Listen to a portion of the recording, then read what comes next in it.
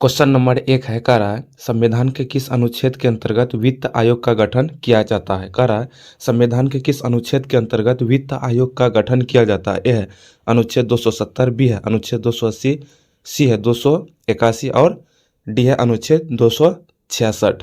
तो किस अनुच्छेद के अंतर्गत वित्त आयोग का गठन किया जाता है, तो हमारा करेक्ट आंसर हो जाएगा अनुच्छेद 280। चलिए अगला क्वेश्चन देख लेते हैं क्या कह रहा है मूल अधिकारों के निलंबन से संबंधित प्रावधान किस अनुच्छेद में है। कह रहा है मूल अधिकारों के निलंबन से संबंधित प्रावधान किस अनुच्छेद में है। ये है अनुच्छेद 352, बी है अनुच्छेद 356, सी है अनुच्छेद 358 और डी है अनुच्छेद 360। मूल अधिकारों के निलंबन से संबंधित प्रावधान किस अनुच्छेद में है, तो हमारा करेक्ट आंसर हो जाएगा अनुच्छेद 358 यानी सी हमारा करेक्ट हो जाएगा।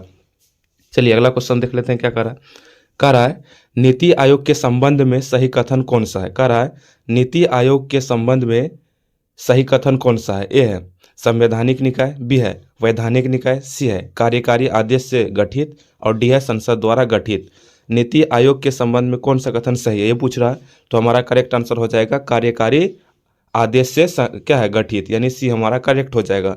इसकी स्थापना 2015 में किया गया था। चलिए अगला क्वेश्चन देख लेते हैं क्या कह रहा है। क्वेश्चन है, कह रहा है राज्य के नीति निर्देशक तत्व किस देश से लिए गए हैं। कह रहा है राज्य के नीति निर्देशक तत्व किस देश से लिए गए हैं। ए है अमेरिका, बी है आयरलैंड, सी है ब्रिटेन और डी है फ्रांस। तो राज्य के नीति निर्देशक तत्व किस देश के संविधान से लिए गए हैं, तो हमारा करेक्ट आंसर हो जाएगा आयरलैंड, यानी बी हमारा करेक्ट हो जाएंगे। डीपीएसपी आयरलैंड के संविधान से लिए गए हैं। चलिए अगला क्वेश्चन देख लेते हैं क्या कह रहा। क्वेश्चन है, कह रहा है निम्नलिखित में से कौन सा मौलिक कर्तव्य नहीं है। कह रहा है निम्नलिखित में से कौन सा मौलिक कर्तव्य नहीं है। यह है संविधान का पालन, बी है वैज्ञानिक दृष्टिकोण, सी है मतदान करना और डी है सार्वजनिक संपत्ति का रक्षा करना। तो इनमें से कौन मौलिक कर्तव्य नहीं है, तो हमारा करेक्ट आंसर हो जाएगा मतदान करना। मतदान करना मौलिक कर्तव्य नहीं बल्कि मौलिक अधिकार है। चलिए अगला क्वेश्चन देख लेते हैं क्या कह रहा है राष्ट्रीय आपातकाल किन आधारों पर लगाया जा सकता है। कह रहा है राष्ट्रीय आपातकाल किन आधारों पर लगाया जा सकता है। ए है युद्ध, बी है बाह्य आक्रमण, सी है सशस्त्र विद्रोह और डी है उपरोक्त में से सभी। तो राष्ट्रीय आपातकाल किन आधारों पर लगाया जाता है, तो उपरोक्त में से सभी। अगर युद्ध का स्थिति हो, बाह्य आक्रमण हो, सशस्त्र विद्रोह हो, तो यह सब सभी में अनुच्छेद 352 को एक्टिव कर दिया जाता है। चलिए अगला देखते हैं।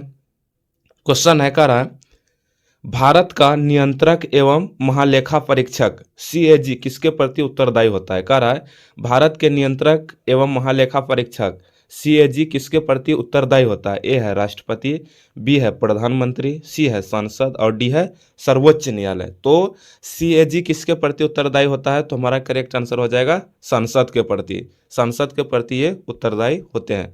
चलिए अगला क्वेश्चन देखते हैं क्या कह रहा है योजना आयोग को किस वर्ष समाप्त किया गया। कह रहा है योजना आयोग को किस वर्ष समाप्त किया गया। ए है 2013, बी है 2014, सी है 2015 और डी है 2016। योजना आयोग को किस वर्ष समाप्त किया गया, तो हमारा करेक्ट आंसर हो जाएगा 2015, यानी सी हमारा करेक्ट हो जाएगा। योजना आयोग 2015 को समाप्त करके इसके जगह पे नीति आयोग को लाया गया। चलिए अगला क्वेश्चन देखते हैं क्या कह रहा है 42वां संविधान संशोधन किस वर्ष किया गया। कह रहा 42वां संविधान संशोधन किस वर्ष किया गया। ए है 1971, बी है 1975, सी है 1976 और डी है 1978। तो 42वां संविधान संशोधन किस वर्ष किस वर्ष लागू किया गया, तो हमारा करेक्ट आंसर हो जाएगा 1976। 42वां संविधान संशोधन किस वर्ष किया गया, तो वह हो जाएगा 1976। चलिए अगला क्वेश्चन देख लेते हैं। कह रहा है समवर्ती सूची की अवधारणा किस देश से ली गई है। कह रहा है समवर्ती सूची की अवधारणा किस देश से ली गई है। ए है अमेरिका, बी है ऑस्ट्रेलिया, सी है कनाडा और डी है आयरलैंड। तो समवर्ती सूची की अवधारणा किस देश से ली गई है, तो हमारा करेक्ट आंसर क्या हो, तो हमारा करेक्ट आंसर हो जाएगा ऑस्ट्रेलिया। समवर्ती सूची ऑस्ट्रेलिया के संविधान से लिया गया है। अगला क्वेश्चन है, कह रहा है लोकसभा का अधिकतम कार्यकाल कितना होता है। कह रहा है लोकसभा का अधिकतम कार्यकाल कितना होता है। ए है 4 वर्ष, बी है 5 वर्ष, सी है 6 वर्ष और डी है अनिश्चित। तो लोकसभा का कार्यकाल हो जाएगा 5 वर्ष, यानी बी हमारा करेक्ट हो जाएगा। चलिए अगला क्वेश्चन देख लेते हैं। कह रहा है भारतीय संविधान का कौन सा भाग मौलिक अधिकारों से संबंधित है? कह रहा है भारतीय संविधान का कौन सा भाग मौलिक अधिकारों से संबंधित है? ए है भाग 2, बी है भाग 3, सी है भाग 4 और डी है भाग 5। संविधान भारतीय संविधान का कौन सा भाग मौलिक अधिकारों से संबंधित है? तो वह हो जाएगा भाग 3। मौलिक अधिकारों से संबंधित भाग वह भाग 3 है। चलिए अगला क्वेश्चन देखते हैं। कह रहा है भारत का पहला आम चुनाव किस वर्ष हुआ? कह रहा है भारत का पहला आम चुनाव किस वर्ष हुआ? ए है 1947, बी है 1950, सी है 1951 से 52 और डी है 1955। तो भारत का पहला आम चुनाव कब हुआ यही पूछ रहा है, तो हमारा करेक्ट आंसर हो जाएगा 1951 से 52, यानी सी हमारा करेक्ट हो जाएगा। अगला क्वेश्चन है, कह रहा है संविधान की 8वीं अनुसूची किससे संबंधित है? कह रहा है संविधान की 8वीं अनुसूची किससे संबंधित है? ए है राज्य, बी है भाषा, सी है कर और डी है न्यायालय। तो संविधान की 8वीं क्या है अनुसूची किससे संबंधित है? तो हो जाएगा भाषा से, यानी भाषाएं हमारा करेक्ट हो जाएगा। अगला क्वेश्चन है, कह रहा है निम्नलिखित में से कौन राष्ट्रपति को हटाने की प्रक्रिया से संबंधित है? कह रहा है निम्नलिखित में से कौन राष्ट्रपति को हटाने की प्रक्रिया से संबंधित है? ए है महाभियोग, बी है अविश्वास प्रस्ताव, सी है विशेष बहुमत और डी है न्यायिक पुनरावलोकन। तो राष्ट्रपति को हटाने की प्रक्रिया से संबंधित इनमें से कौन है? तो हमारा करेक्ट आंसर हो जाएगा महाभियोग। महाभियोग के द्वारा राष्ट्रपति को हटाया जा सकता है। चलिए अगला क्वेश्चन देख लेते हैं। क्या करा क्वेश्चन है राज्यसभा का अस्थायी सदन होने का कारण क्या है? कह रहा है राज्यसभा का अस्थायी सदन होने का कारण है, यह है विघटन न होना, बी है सदस्य संख्या कम होना, सी है प्रत्यक्ष चुनाव और डी है सीमित शक्तियां। तो राज्यसभा के अस्थायी सदन होने का कारण क्या हो जाएगा? तो हमारा करेक्ट हो जाएगा विघटन न होना, ये हमारा करेक्ट हो जाएगा। चलिए अगला क्वेश्चन देख लेते हैं। क्या कह रहा है? कह रहा भारत का सर्वोच्च न्यायालय कहाँ स्थित है? कह रहा है भारत का सर्वोच्च न्यायालय कहाँ स्थित है? ए मुंबई, बी है दिल्ली, सी है नई दिल्ली और डी है कोलकाता। तो भारत का सर्वोच्च न्यायालय कहाँ स्थित है? तो हमारा करेक्ट आंसर हो जाएगा नई दिल्ली, यानी सी हमारा करेक्ट हो जाएगा। अगला क्वेश्चन है, कह रहा है किस अनुच्छेद के अंतर्गत राष्ट्रपति शासन लगाया जाता है? किस अनुच्छेद के अंतर्गत राष्ट्रपति शासन लगाया जाता है? ए है 352, बी है 355, सी है 356 और डी है 360। तो हमारा करेक्ट आंसर हो जाएगा 356।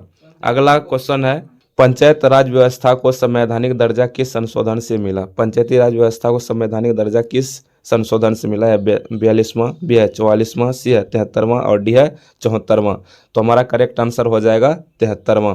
पंचायती राज व्यवस्था को संवैधानिक दर्जा किस संशोधन से मिला? तो 73वां हमारा करेक्ट हो जाएगा। अगला क्वेश्चन है नगर पालिकाओं से संबंधित संशोधन है। क्वेश्चन है नगर पालिकाओं से संबंधित संशोधन है। ए है 72वां, बी है 73वां, सी है 74वां और डी है 75वां। नगर पालिकाओं से संबंधित संशोधन कौन सा हो जाएगा? तो हो जाएगा 74वां। चलिए अगला क्वेश्चन देख लेते हैं। अगला क्वेश्चन है भारत में मौलिक कर्तव्य किस देश से प्रेरित है? कह रहा है भारत में मौलिक कर्तव्य किस देश से प्रेरित है? ए है रूस, बी है जापान, सी है फ्रांस और डी है चीन। तो हमारा करेक्ट आंसर हो जाएगा रूस। भारत में मौलिक कर्तव्य किस देश से लिया गया है? तो वह लिया गया है रूस से। अगला क्वेश्चन है, कह रहा है नीति आयोग का अध्यक्ष कौन होता है? कह रहा है नीति आयोग का अध्यक्ष कौन होता है? राष्ट्रपति, बी है उपराष्ट्रपति, सी है प्रधानमंत्री और डी है वित्त मंत्री। नीति आयोग का अध्यक्ष कौन होता है? तो हमारा करेक्ट आंसर हो जाएगा प्रधानमंत्री। अगला क्वेश्चन है, कह रहा है संविधान की प्रस्तावना में समाजवादी शब्द कब जोड़ा गया? कह रहा है संविधान की प्रस्तावना में समाजवादी शब्द कब जोड़ा गया? ए 1950, बी है 1962, सी है 1976 और डी है 1985। तो संविधान की प्रस्तावना में समाजवादी शब्द कब जोड़ा गया? तो हो जाएगा 1976। 42वां संविधान संशोधन 1976 में जोड़ा गया। अगला क्वेश्चन है भारत के पहले राष्ट्रपति कौन थे? क्वेश्चन है भारत के पहले राष्ट्रपति कौन थे? ए है जवाहरलाल नेहरू, बी है राजेंद्र प्रसाद, सी है सर्वपल्ली राधाकृष्णन और डी है वीवी गिरी। तो भारत के पहले राष्ट्रपति कौन थे? तो हमारा करेक्ट आंसर हो जाएगा राजेंद्र प्रसाद, यानी बी हमारा करेक्ट हो जाएगा। अगला क्वेश्चन है, कह रहा है संविधान का संरक्षक किसे कहा जाता है? कह रहा है संविधान का संरक्षक किसे कहा जाता है? ए है राष्ट्रपति, बी है संसद, सी है सर्वोच्च न्यायालय और डी है प्रधानमंत्री। तो संविधान का संरक्षक किसे कहा जाता है? तो हमारा करेक्ट आंसर हो जाएगा सर्वोच्च न्यायालय। तो अगर ये वीडियो आपको पसंद आया होगा तो चैनल को जरूर सब्सक्राइब कीजिएगा, अपने दोस्तों के साथ शेयर जरूर कीजिएगा, क्योंकि इस चैनल के माध्यम से आप यूपीएससी प्रीलिम्स 2026 के जितने भी मोस्ट इंपॉर्टेंट क्वेश्चन है उसको कवर करवाया जाएगा। वीडियो को लास्ट तक देखने के लिए धन्यवाद।